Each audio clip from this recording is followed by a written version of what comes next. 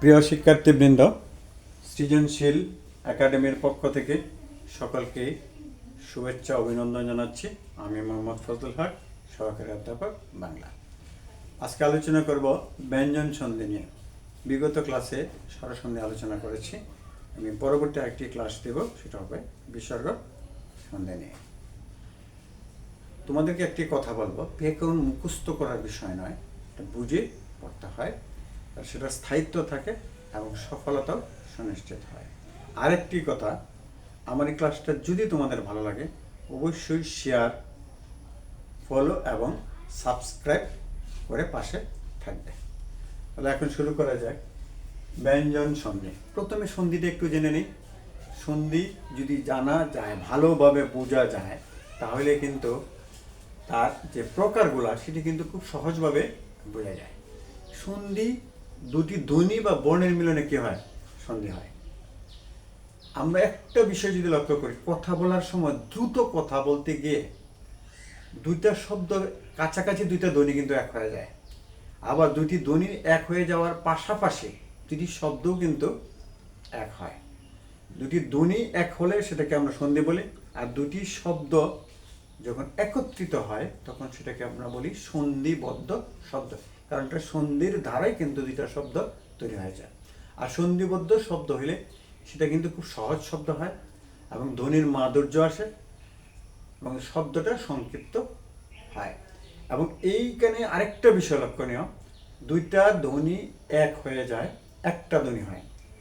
আবার একটা ধ্বনি কখনো লোপ পায়, কখনো একটা ধ্বনি পরিবর্তিত হয়ে ওই জায়গায় আরেকটা ধ্বনি আসে। কখনো দুইটা ধ্বনি একত্রিত একটা নতুন ধ্বনির সৃষ্টি হয়। এখন আমরা এটা উদাহরণের মধ্যে দেখানোর চেষ্টা করব। সে একটা নর অদম। আচ্ছা, এখন লক্ষ্য করো, নর অদম। এই যে নর একটা শব্দ, অদম একটা শব্দ।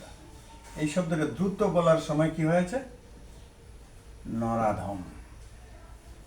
এই যে নর অধম আর নরাধম, দুইটার মধ্যে পার্থক্যটা কি? পার্থক্য এখানে দুইটা শব্দ, আর এই দুইটা শব্দ এক হয়েছে, এটা কিন্তু সহজ হয়েছে এবং ধ্বনির মাধুর্য হয়েছে এবং একটা সংক্ষিপ্ত হয়েছে এবং নতুন একটা শব্দ আমরা কিন্তু পেয়েছি। এখানে কিভাবে দুইটা ধ্বনি একত্রিত হয়ে যায়? পাশাপাশি দুইটি ধ্বনি। প্রথম শব্দের শেষ ধ্বনিটা কিন্তু র, এর সাথে একটা ও আছে, আর এখানে আছে অ। তাহলে দুইটা ও একসাথে আমরা বলছি দুইটা ধ্বনি মিলে একটা ধ্বনি হয়। দুইটা ধ্বনি মিলে কি ধ্বনি হয়েছে? আ। তাহলে এইখানে এই যে নর অদম ছিল, এই আটা হওয়াতে সেখানে কিন্তু হয়েছে কি? নরাধম। তাহলে আমরা এখানে দেখলাম সন্ধি কিভাবে গঠিত হয়। আর পরীক্ষায় কিন্তু নরাধম শব্দটা আসবে। আমরা এই শব্দটাকে বিচ্ছেদ করে, অর্থাৎ ভেঙে ফেলব। এই নর এবং অধম দুইটা শব্দ। আমরা বারবার বলেছি দুইটা শব্দ মিলে একটা শব্দ হয়, সেই শব্দটা হলো সন্ধিবদ্ধ শব্দ। পরীক্ষায় সন্ধিবদ্ধ শব্দ আসবে এবং সেই শব্দটাকে আমরা বিশ্লেষণ করব। আমরা এমনি যদি বলি, দেখো একটা শব্দ বাগদান, তার বাগদান সম্পন্ন, আমি শর্ট করে বলেছি সম্পন্ন। এখন লক্ষ্য করো, এই যে বাগদান, আমরা এখানে কিন্তু বাগ দান, এই দুইটা, বাঘ একটা শব্দ, দান একটা শব্দ। এখানে কিন্তু বাঘ শব্দটা অর্থবোধক হয় নাই।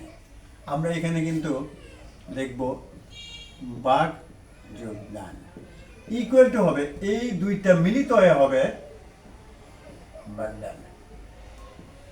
এখানে এই কো এর জায়গায় কিন্তু গ হয়েছে, কো এর জায়গায় কিন্তু গ হয়েছে, আর এখানে কিন্তু দ। এই গো আর দ মিলিত হয়ে কিন্তু এখন কিন্তু হয়েছে বাগদান। তাহলে আমরা আশা করি বিষয়টা বুঝতে পেরেছি। এখন আমরা ব্যঞ্জন সন্ধির নিয়মগুলো আলোচনা করব। আমি 6টা নিয়ম নিয়ে আলোচনা করব। 6টা নিয়মের মধ্যে দেখো, এখন আমরা উপরে একটা চার্টে লিখেছি। নিয়ম 1, শব্দের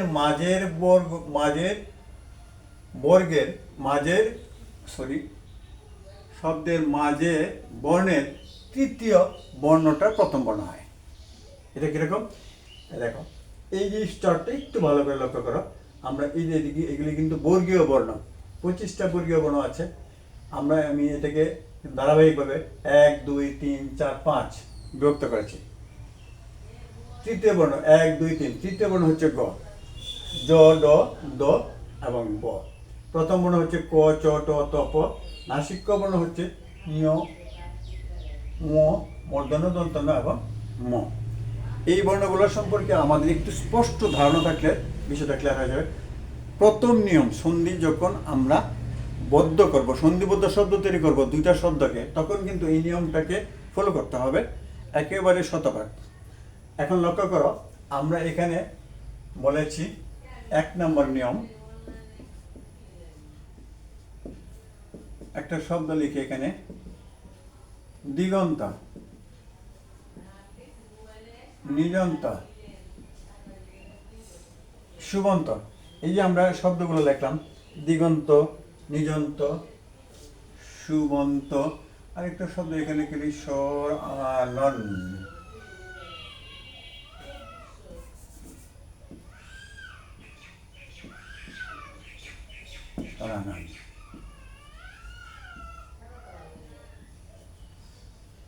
আচ্ছা, এখন লক্ষ্য করো, এই যে শব্দটা লিখেছে দিগন্ত, এটা কিন্তু সন্ধিবদ্ধ শব্দ। এখানে কয়টা শব্দ আছে? দুইটা শব্দ আছে। দুইটা শব্দ আছে, মাঝামাঝি ভেঙে ফেলবো। তাহলে মাঝের শব্দটা আমরা বলছি, মাঝে যদি 3 নম্বর বর্ণটা হয়, অর্থাৎ তৃতীয় সারির বর্ণটা হয়, তাহলে দেখা যায় এখানে কিন্তু তৃতীয় সারির গ আছে। গ থাকলে কি হয়? গ থাকলে আমরা এখানে খুব সহজভাবে লিখে দিই গ ইকুয়াল টু ক, অর্থাৎ তৃতীয় বর্ণ ইকুয়াল টু প্রথম বর্ণ। দিগন্ত খুব সহজ। এখন দি আর গ ইকুয়াল টু কি? ক।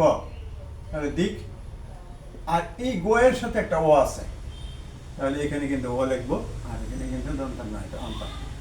দিক যুগান্ত ইকুয়াল টু হয়েছে দিগন্ত। এখন আরেকটা শব্দ লিখি, তাহলে খুব সহজ, এটা বোঝা যাবে। নিযন্ত, তাহলে বর্গীয় জ কয় নাম্বার বর্ণ? বর্গীয় জটা 3 নাম্বার বর্ণ। তাহলে 3 নম্বর বর্ণ ইকুয়াল টু কি হবে? চ। তাহলে এখানে খুব পরিষ্কারভাবে আমরা দেখতে পাই, নিচ বর্গীয় জয়ের জায়গায় চ, বর্গীয় জয়ের সাথে একটা ও আছে, এই ও। আর এখানে বর্গীয় যত এখানে আমরা লিখে ফেললাম, এখন কিন্তু এখানে লিখবো, তাহলে এখান থেকে হয়ে গেল নিযন্ত। দেখো, এটা কিন্তু সন্ধি বিশ্লেষণ, আমরা পরীক্ষায় খাতায় দেখাবো বিশ্লেষণটা, কিন্তু পরীক্ষা আসবে সন্ধিবদ্ধ শব্দটা। সন্ধিবদ্ধ শব্দটাকে আমরা দুইটা ভাগে ভাগ করব, ভাগ করে তারপরে সেখানে বর্ণে বা সন্ধিগুলা যে একত্রিত হয়, কোন বর্ণটা হয়, কোন বর্ণটা বিলোপ হয়, কোন বর্ণটা লোপ পায়। এখানে দেখো সরানন। এখানে আরেকটা জিনিস লক্ষ্য করো, ডয়ের বিকল্প রূপ হচ্ছে ডয়শূন্য। সরানন, এখানে ডয়শূন্যটা কয় নাম্বার বর্ণে আছে? 3 নাম্বার বর্ণ। অর্থাৎ তৃতীয় বর্ণটা কি? 1 নম্বর বর্ণ হয়ে যাবে। তাহলে আমরা এখানে লিখতে পারি মূর্ধন্যের স, ডয়শূন্য একটু কি এখানে ট, তারপরে দেখা যায় এখানে একটা আ আছে, শর্ট, এখানে যু আ নন। তাহলে কি হয়ে গেল? সরানন। খুব সহজ। আমরা এখন দেখব সুবন্ত। এখানে কিন্তু মাঝখানের বর্ণটাকে আমরা প্রথমেই দেখব, সন্ধিবদ্ধ শব্দের মাঝের বর্ণটা কি? ব আছে। তাহলে মাঝের বর্ণটা ব থাকলে ব ইকুয়াল টু কি হয়? ব 3 নম্বর বর্ণটা ও হয়ে গেছে। তাহলে এখানে আমাদের শয়ের সুকা ব ইকুয়াল টু প লিখে ফেলি। ব এর মান সুবন্ত, সরি না ত, সুবন্ত দন্তান্ন এবং সুব যুগ, এখানে কিন্তু একটা ও আসবে। ওটা কিভাবে আসছে? বয়ের সাথে একটা, প্রত্যেকটা ব্যঞ্জন বর্ণের সাথে একটা ও থাকে, সুব যুগ অন্ত, তাহলে সুবন্ত। আরেকটা শব্দ এখানে দোয়ের সিরিয়ালে, এখানে দোয়াটা আমি লিখি নি, এখন বলি তদন্ত। লক্ষ্য করো, এখানে দোয়া ইকুয়াল টু কি আছে? দোয়া ইকুয়াল টু তো, অর্থাৎ বিকল্প রূপ হলো খণ্ডত। তাহলে এখানে কিন্তু দয়ের স্তরে লিখবো তৎ যুগ, দয়ের সাথে একটা ও আছে, ও নয়। দেখো কত সহজ। যদি আমরা ওই নিয়মগুলা বুঝি তাহলে কিন্তু সহজ। দিগন্ত, নিযন্ত, সরানন, সুবন্ত, আমরা কিন্তু যদি এমনিতে মুখস্থ করি জীবনেও কিন্তু সেটা মনে থাকবে না। এইখানে মাঝখানে প্রত্যেকটি বর্ণ দেখো 3 নাম্বার বর্ণ, সবটি কিন্তু এখানে হয়ে আছে 1 নাম্বার বর্ণ। এবং এইটা কিন্তু একটা শব্দ, এটা একটা শব্দ, অর্থবোধক শব্দ, এটা অর্থবোধক শব্দ। শব্দগুলো অর্থবোধক হলেই কিন্তু সেটা সন্ধি হবে। আর এইভাবে কিন্তু আমরা বিচার বিশ্লেষণটা করি, যদি অর্থবোধক না হয় তাহলে কখনো সেটা সন্ধি হবে না।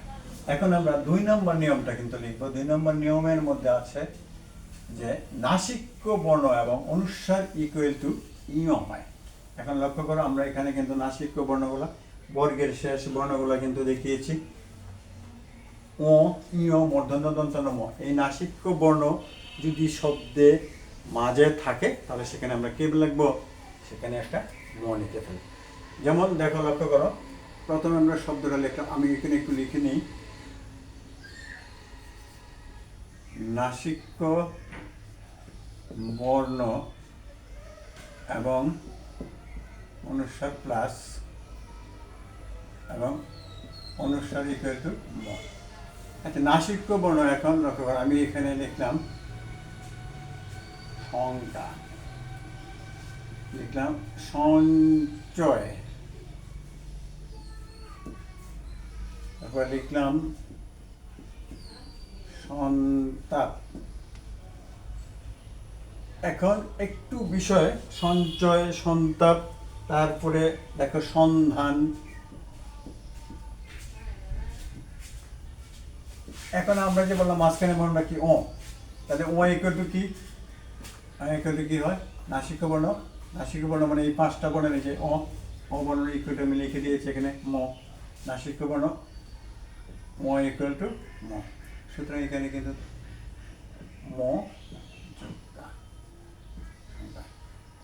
তাহলে এইখানেও কি আছে? এখানে কিন্তু নাসিক্য বর্ণ আছে। তাহলে এখানে আমরা কিন্তু নাসিক্য বর্ণটা লিখব সম যোগ জয়। এখানে কি আছে? সন্তাপ, এখানে দন্তান্ন আছে, সুতরাং নাসিক্য বর্ণ দন্তান্ন। তাহলে এখানেও কি আসবে? সম যোগ, এখানে এই যে দন্তান্নটা তো লিখে ফেলেছি, তো একা আছে। সন্ধান, এখানে দন্তান্নটা কি? নাসিক্য বর্ণ, তাহলে এখানে কি লিখবো? সন, দন্তান্নটা লিখে ফেলেছি, এখানে রয়েছে কি? ধ, তাহলে যোগ ধর সাথে এখানে কি আছে? একটা আ, ধ একা দন্তান্ন। দেখো কত সুন্দরভাবে আমরা কিন্তু করতে পারি। এখন আসো অনুস্বার নিয়ে। এখানে অনুস্বার আছে, আমরা অহংকার শব্দটা যখন লিখি এখানে মাঝে মাঝে কি বর্ণটা আছে? অনুস্বার। অনুস্বার ইকুয়াল টু কি লিখবো? ম। সুতরাং এখানে অনুস্বার একটু লিখে ফেলি, খুব সহজ, শুধু অঙ্কের নিয়মের মতো মানটা বসিয়ে দেব। অনুস্বার ইকুয়াল টু ম যোগ তার। এখন যদি লিখি সংসার, লক্ষ্য করো, অনুস্বার ইকুয়াল টু কি লিখবো? ম, সম যোগ সার। কত সহজ! তাহলে আমরা নাসিক্য বর্ণ 2 নম্বর নিয়মটা লিখলাম। এখন লিখব আমরা 3 নম্বর নিয়ম। 3 নম্বর নিয়মের মধ্যে দ্বিত্ব ব্যঞ্জন থাকলে, দেখো কতগুলি বর্ণে আছে দ্বিত্ব, চয় চয়, চয় চয়, ডয় ডয়, লয় লয়, জয় জয়। এরকম দ্বিত্ব ব্যঞ্জন ইকুয়াল টু হয় খণ্ডত, অবলিক, কখনো কোনো দ হয়। চয় চয়, এখন আমরা লেখো সচ্চরিত্র। তাহলে এখানে কিন্তু চয় চয় ইকুয়াল টু কি বলছি আমরা? খণ্ডত। তাহলে কি হবে? চয় চয় ইকুয়াল টু লিখো পরিষ্কার সৎ যোগ। আচ্ছা, এখন যদি বলি আমরা উড্ডীন,